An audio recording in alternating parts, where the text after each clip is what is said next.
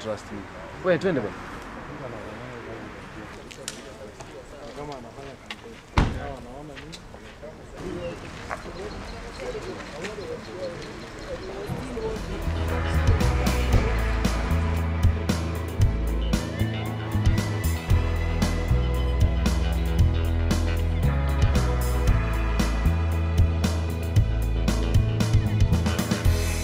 We, Narc Kenya and Democratic Party of Kenya, concerned that the government is dragging its feet in releasing funding to the Committee of Experts to facilitate impartial civic education on the proposed constitution to Kenyans, call upon the government to, without further delay, fully release funds to the Committee of Experts to enable it to move countrywide to give civic education to Kenyans so that they may make their decisions during the referendum from an informed position.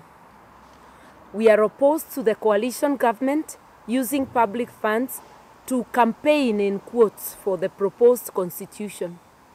What Kenyans need is impartial civic education, and any political party or leader who wishes to join in the civic education must do so voluntarily. And that's what we are doing. We are giving that voluntarily.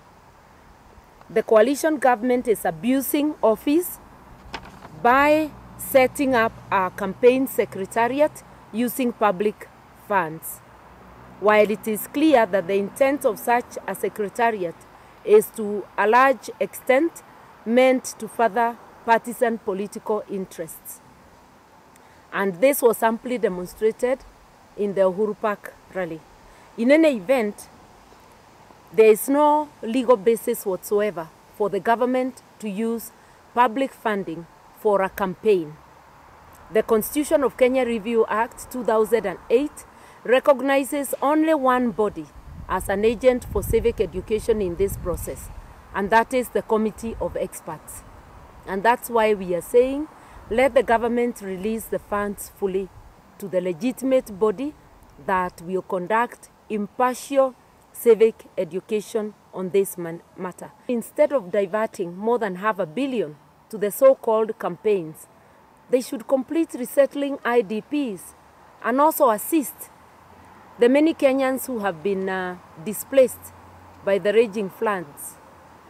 That is what we as the two parties feel. It has been said that this is a government project, but this is not a government project. The Constitution is a people's project. The people of Kenya, through their representatives in Parliament, voted money for civic education and for the other processes. And in fact, the people of Kenya, through their representatives, are on both sides of this campaign.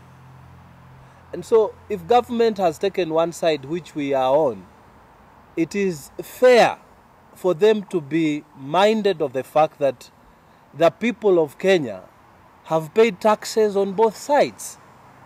It is not morally right to say that this is a government project and therefore we will use public funds. I think the government now is treading on dangerous grounds. And we need to say right now that at no time did parliamentarians, including our colleagues who are campaigning on the other side, sit to pass funds to campaign for one side. The only funds which have been passed are for civic education and the COA. And it should be administered through the Committee of Experts. Mm-hmm. We want government to explain where in the budget was there provision for the funding of the YES campaign, the setting up of YES Secretariat. And where did the people of Kenya, justify that? This is wrong. We are saying we are on the yes side, but we must do things properly. The right way. If we are going to set up a proper governing structure, we must do things right, and we must start now. Parties should campaign on their own. Nobody will raise any issues if the Yes campaign was funded independently. But it is wrong to fund that Yes campaign from public funds. What the government committed itself to doing is to facilitate Kenyans to acquire a new constitution. But the constitution is not a government project. It is not a government property. It is the property of Kenyans.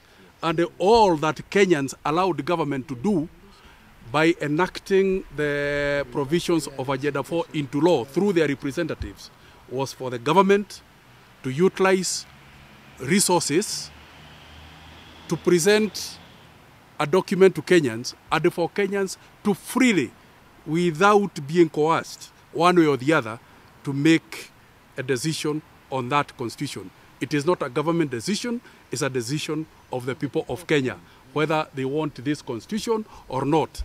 Secondly, saying that this is a government project and that government must utilize resources to get the constitution enacted, that is for yes to carry the day on August 4th, I think is a bit of a contradiction.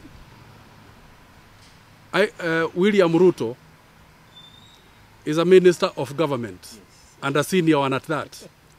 Pogisio is a minister of government and a senior one at that. Naomi Shaban is a minister of government in the office of the president to boot. Yes.